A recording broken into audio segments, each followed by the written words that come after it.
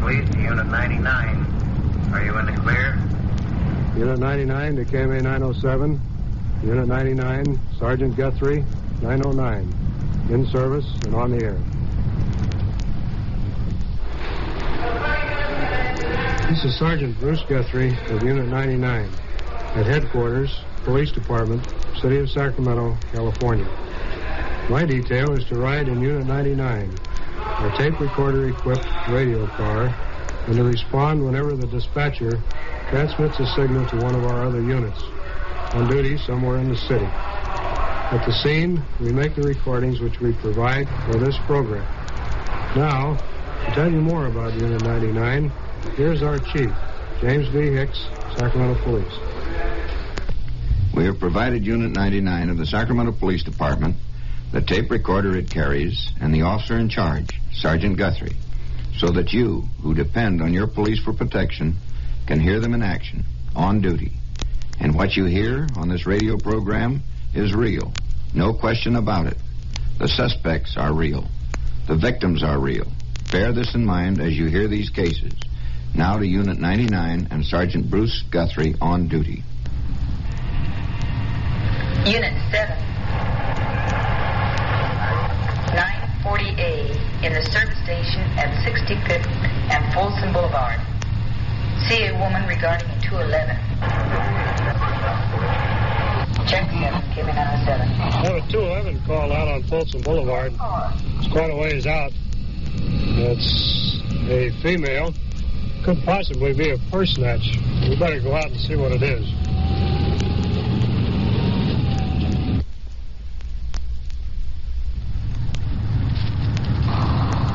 Amy 907, Unit 7. Go ahead, 7. We have a description of this man who accosted a woman with a revolver and is supposed to be in the vicinity of the railroad tracks on Eastern Avenue. He's about 27, has on blue jeans, a baseball cap, and brown jacket. He is armed. Check 7, Kevin 907. Unit 56, we're covering in. Unit 56, out there on the Eastern Avenue, there's a man with a gun on the railroad track that's supposed to have been the one who assaulted this woman. Ready to escort to your service station at 65th and Folsom. What was that location?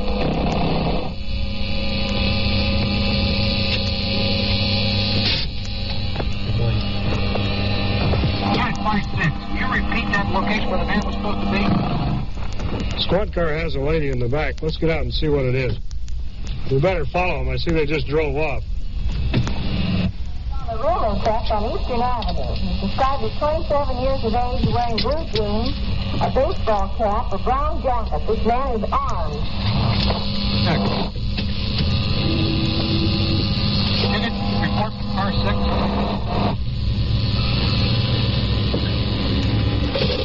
Repeat. You get the report from car 6. Lieutenant's on the call. You get the report from car 7.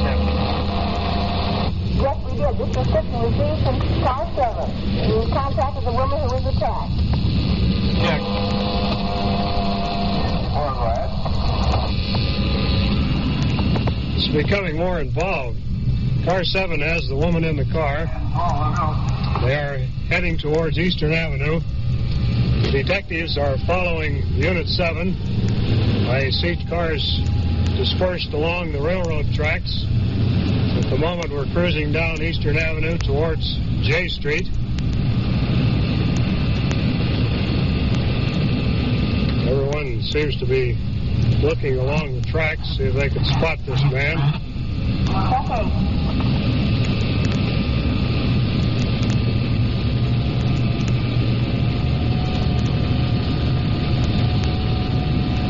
It's going to be a little bit tough. It's kind of dark out here tonight. Detectives may have spotted something. I see they're turning around. Did you hear the report that this man is armed? We better turn around and see where they're going.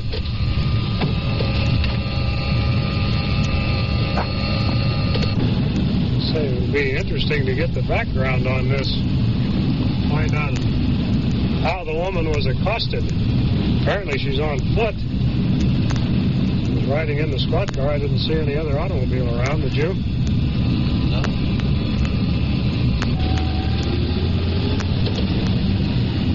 put her right out Folsom Boulevard here a ways. And what that was, there's a light up on top of that overpass there. It must be one of the officers searching along the top.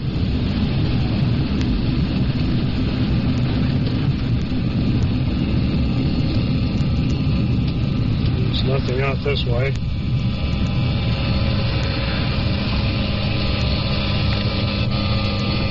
One of the traffic cars, the officers are out looking through a pile of concrete pipes. Pipes are stacked up like high fences and make it a little difficult to search. Unit 8, what direction is that man traveling on the tracks? Going north, Unit 8. Check.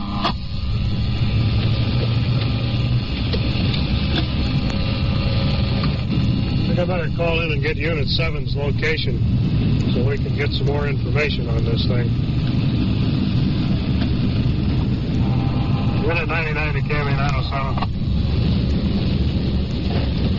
Go ahead. You get Unit 7's location so we can meet them, please. Check. Unit 7, what is your location? Unit 7. 99 wish to know your location. We're in the Taggart Cement Plant over off Folsom Boulevard, just south of Folsom. Check 7. Unit 99. 99, go ahead. 7 is the Taggart Cement Plant, just south of Folsom. 99, roger.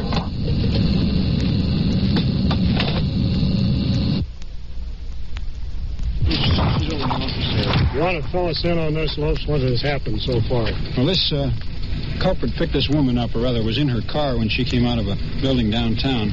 He forced her to drive around for a while. He had a revolver. And he made her drive him out to 65th and Eastern Avenue. Yeah. And then he got out of the car. He stole $10 from her, incidentally. How'd he get the $10? She gave it to him under threat of the revolver. And then he got out of the car and went up on the railroad tracks. He had told her that he was going to catch a freight and leave town. We're searching the railroad tracks now, trying to find him. We blocked off the south end, but so far we have seen nothing. Did you get a better description of the man than we have with just a baseball cap? Well, the description she gave, the complete description was he's about 27, fairly tall. He's wearing a baseball cap with the bill turned up, and a brown jacket with a brown fur collar, and blue jeans. He's not too clean. He's supposed to be somewhat dirty. You've put that out on the air already, haven't you? Yes, that description is on the air. You want to go over and talk to this woman for us? Yes, all right. She's in the office right over here. Fine. We're going into the office of the Taggart Cement Company plant. Underneath some big bins here. Good evening. So far we've seen nothing. Did he head in any direction after he got out of the car? Or just towards the railroad tracks? I didn't watch. I see. He didn't sound like he knew the town at all, so I told him if the railroad tracks were right up here, I would let him off. I wonder if you could give us a rundown again now, just how he happened to get in your car and what happened. I was coming out of the YWCA, and I got in my car, and just as soon as I started the motor, he opened the door and pointed this gun at me and said, I won't hurt you. Don't be frightened. He said, I just want you to get me out of town as fast as you can. He said, I want you to take me to Highway 99. I told him I didn't know where it was, and he said, well, he would direct me. So he started, he told me to go south. And so I followed his directions, and he didn't seem to know where Highway 99 was. He wanted to go to Bakersfield, he said at that time. And so then he took his directions, took me out to Power Inn Road, right out here. And we went down this long road, and we waited. He made me park the car, and we waited there. He didn't rape me, so he just turned the lights off. And no trains were coming, so he asked me how to get over to some highway, and I said, I guess you take the Power Inn Road, and I'll take you over to Fruit Ridge. But then he changed his mind, and we came down this way, down to 71st, I guess it is, in front of Standard Station to Folsom. And then I said that there are some railroad tracks over here by the State College. I said, I can drive you over there as close as I can get you. And I said, it's dark and you can get your train there.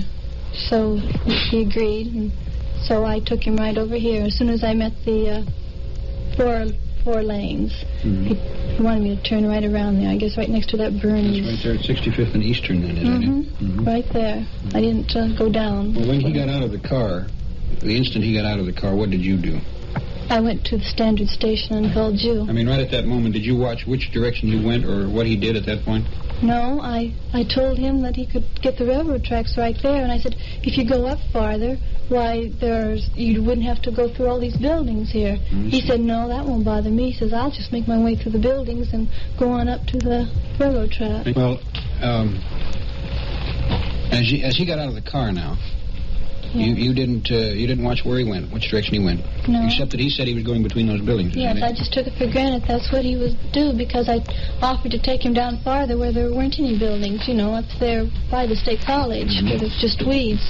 So he said the buildings wouldn't stop him. You mentioned, wasn't it on J Street, that he had claimed that he had committed an armed robbery tonight? Yes, with a friend, and he said that his friend got away with over $3,000. He said it was $3,400. And that's what made him mad. His friend just got in a car with all the money and left him without. He said that there were two other men that they shot. He shot one and his friend shot one. It's gotten in their way. He said that this store won't find out about the money until tomorrow morning. He didn't mention any time particularly, did he? No. He sounded as if he... As if it just had occurred? Was that the idea? Yes. Did he seem to be excited, agitated? He was nervous. Very nervous. Yes, he hit me across the face for I don't know why. At what point did he hit you in the face? Where were you at the time? That's Power Inn Road. So when you were parked out there? Yes. He had a gun. Yes. That's correct. And he had the gun pointed at you all the time? Yes, at my cheek and then under my neck, right in here. Did he touch you with the gun? Yes. His main aim, he said, was to get take care of this friend of his who left him out in the cold without the money. He was going to put him out in the hospital as soon as he... Did he, outside of striking you that once and then threatening you with the gun, did he at any other time molest you in any way? He said that he wouldn't rape anyone anyway, and he wasn't after my money. I gave him $10 anyway. I told him, take what money I have and just leave me alone. So he said he'd take $10 and he would see to it that someone would leave me more down at the Y. He wanted to repay me. Did he try to get any personal information from you, such as your name and address and so forth? He asked me my name, and I didn't tell him the truth. And of course, you didn't tell him in any way where you lived or how he could locate you. Were you driving the car all this time? Yes. He was directing you, in other words, just telling you where to go. Yes, and he wore a handkerchief around his mouth also, and brown knitted gloves. And he had this gun pointed at me until the time we reached us on our way back. When we went past Standard, he said, well, I guess I don't need this gun. I can trust you. You see your partner just come in, Manuel. Let's find out if they found it. Well, they went out again. Well, it's a very difficult area to search because of a lot of shrubbery, a lot of bushes around, and, of course, along a railroad levee like that, there are all kinds of buildings and so forth. And he could have gone off in any direction as far as that goes. He might have gone right on over the levee.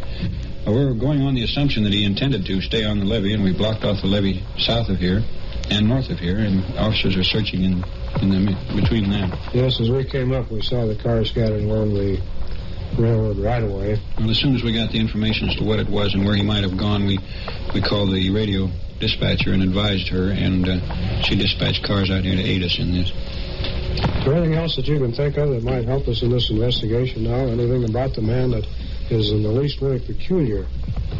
No, he told me he was 27, and he had a cough, kind of. Sound like a cold. Didn't have any speech impediments or anything wrong with him that you noticed particularly? No. You said he had a cough. Did he have the common nasal sound of a person who has a cold? No, it was just on occasions he just went, that was it. I see. He maybe sniffed a couple of times. That was all. Did he at any time remove this mask from his face? This No. handkerchief? No. You didn't see the lower part of his face then all this time? Just as a matter of question, do you recall at any time during this long drive whether or not you passed a police car? No. He said that they were looking. He was hot. I asked him what that meant. He said that meant that they were after me. And I said, well, I don't hear any sirens or anything. And he said, well, they're still after me. I've got to get out of town as fast as I can. I see the detectives have come. Are you assigned to this case? No, we're scouring the neighborhood with the rest of the officers. They found anything yet, Steve? Not yet, no. Still looking around. The gunman who kidnapped this young woman is still at large. The officers had little to go on. The victim could not say definitely in which direction the man disappeared, and he undoubtedly went over the railroad embankment into the county. His story of shooting 2 men in a holdup that day was false, told probably to intimidate the woman. A car speeding from the scene tied in with this case, however, and for that, back to Unit 99. Repeating, a 49 or 50 light green Chevrolet was just seen going north on the freeway from 66th Street. And as the car left, the word stop or I'll shoot was heard. Terminal 7.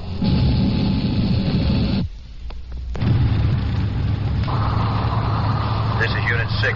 We've got that Chevy stopped on the overpass. Check this.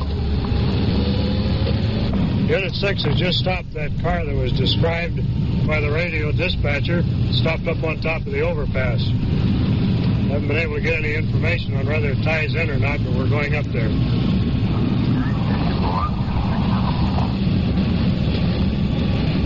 There are 2 traffic units, Squad 6. They have a car stopped. Apparently only 1 man in the car. Let's get out and see what the officers have found.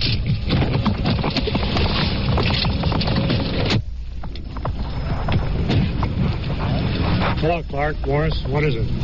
This fellow here, we were going north on Elvis here, or Eastern, and we noticed him pulling a U-turn in front of us. We had just received a call relating to this other matter here about the young woman that the 49 or 50 Chevrolet was seen going north on Elvis.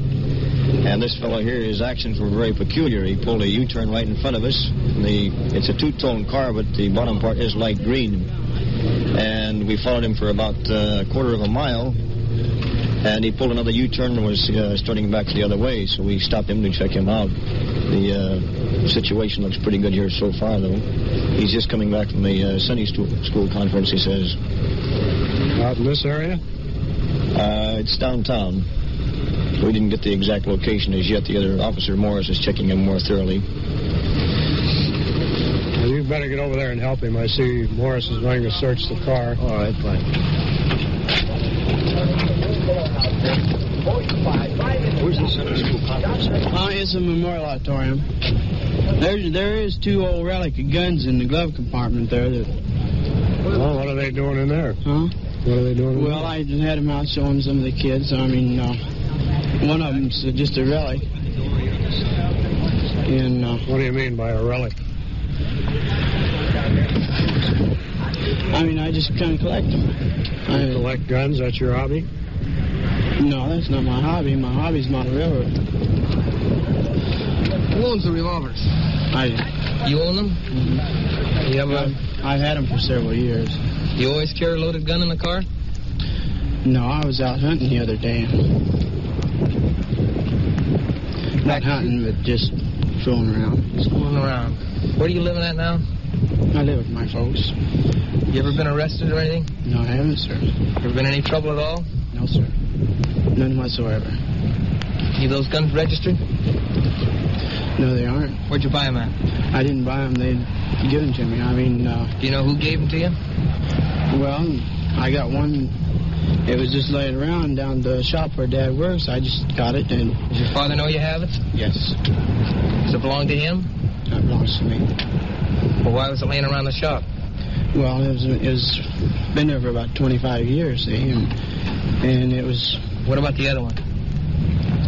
Well, I had it ever since I was a kid, 7, 8 years. Where'd you get it? So it was out in the garage where we lived when we moved there. You just seemed to run into guns laying around all over the place, huh? Everybody just happens to leave guns laying around where you can just happen to find them, huh? No, that's not the deal. And I don't think it's the deal at all. What? I think you better come up with a better explanation of where they got those guns. Well, that's where I got them. And I got more guns at home. It's just part of my hunting facilities. Do you know what that puts you in violation of? What? You got a concealed weapon in there. Gee, kids. You don't have any legitimate reason for having them in the car. That's obvious. No, I don't. It's nighttime. You're not coming or going to a range, or you're not going hunting. Well, I was just coming back from convention, that's all. And I just didn't take them out from the other day. Well, you wouldn't have any reason to have them in the car tonight if you went to a convention even. No. There's no logical reason for carrying guns in your car unless you have some ulterior motive. I don't have none ulterior motives, that's for The sure. guns are loaded. That's a violation. Even if you were going hunting, it's a violation. You're not supposed to carry a loaded gun in your car at any time. That's true. Well, it makes it look very suspicious under the circumstances, didn't you? I realize that. Yes, I do. How old are you? 20. 20 years old. Go to school? No, sir. Do some tall explaining, I'm afraid. You mean about the guns? About the guns.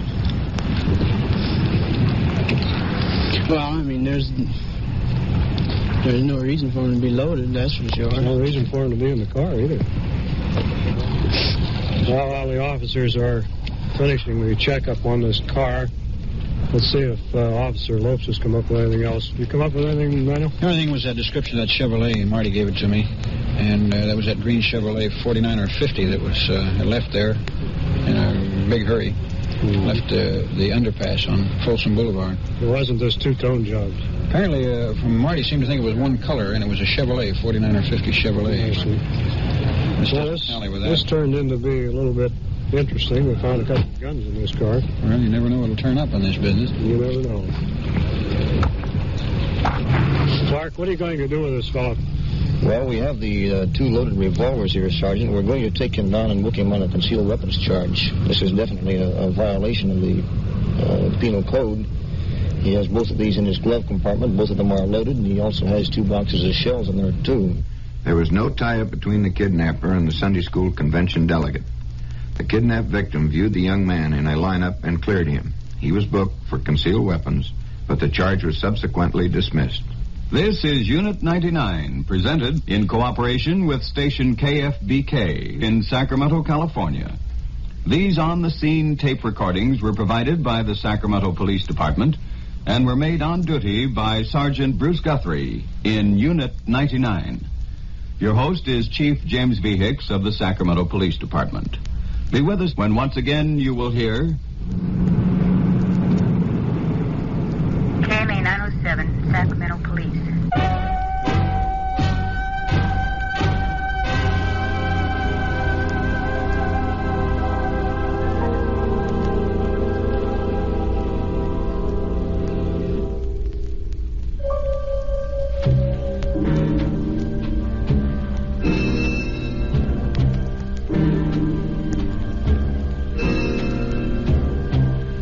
Unit 99 is a presentation of the worldwide facilities of the United States Armed Forces Radio and Television Service.